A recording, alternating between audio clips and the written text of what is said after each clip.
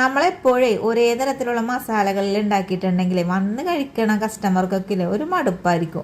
ആ കടയിൽ ഒരേ മസാല തന്നെയാണ് ഉണ്ടാക്കുകയുള്ളൂ എന്നൊക്കെ വിചാരിക്കും. ആ ഒരു വിചാരം ആരുടെ മനസ്സിലേക്ക് കടത്തിവിടണ്ടെന്ന് വിചാരിച്ചിട്ടാണ് ഞാൻ ആലോചിച്ചത്. എന്തുകൊണ്ടിട്ട് എല്ലാ കടയിലും പെരിപെരി ചിക്കനും പെരിപെരി അൽഫാമൊക്കെ ഉണ്ട്, ഒരു കടയിലും പെരിപെരി ബീഫ് ഞാൻ കണ്ടിട്ടില്ല. എന്നാൽ പിന്നെ ഞാൻ തന്നെ ഉണ്ടാക്കിയാലോ.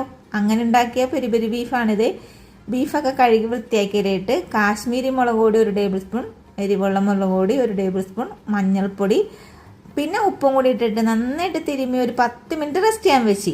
അതിനുശേഷം ഒരു 3 സവാള, ചെറിയ സവാള ഉണ്ടാ അതും കൂടി അരിഞ്ഞ് 1.5 ടേബിൾ സ്പൂൺ ഇഞ്ചി വെളുത്തുള്ളി പേസ്റ്റും കൂടി ഇട്ടിട്ട് നന്നായിട്ട് കൈ കൊണ്ടൊന്ന് കുഴച്ചിട്ട് വേവിക്കാനായിട്ട് അടുപ്പിലേക്ക് വെച്ച്. പിന്നെ ഞാൻ എപ്പോഴും പറയണ പോലെ മൂത്ത ബീഫൊക്കെ ഒരു 5-6 വിസിൽ അടുപ്പിക്കേണ്ടി വരും. നമ്മുടെ ബീഫൊക്കെ വെന്തിട്ട് ഞാൻ മൂലക്കല വെച്ചിട്ടുണ്ട്.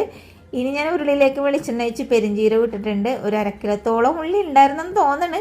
അത് ഞാൻ വട്ടത്തിലരിഞ്ഞ് ഇതേപോലെ മൂപ്പിച്ചെടുത്തിട്ടുണ്ട്. ഇനി ഇതിലേക്ക് ഒരു 4 ടേബിൾ സ്പൂൺ മറ്റേ ചതച്ചമുളകില്ലേ അതും കുറച്ച് കറിവേപ്പില ഇട്ടിട്ടുണ്ട്.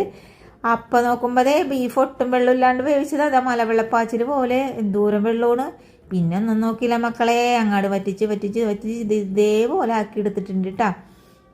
അപ്പം നമ്മുടെ പെരിപെരി ബീഫ് ഇവിടെ റെഡി ആയിട്ടുണ്ട്. അടിപൊളി ടേസ്റ്റാണ്, ഉണ്ടാക്കാൻ മറക്കുന്നത്. നല്ല മസാലയാണിത്.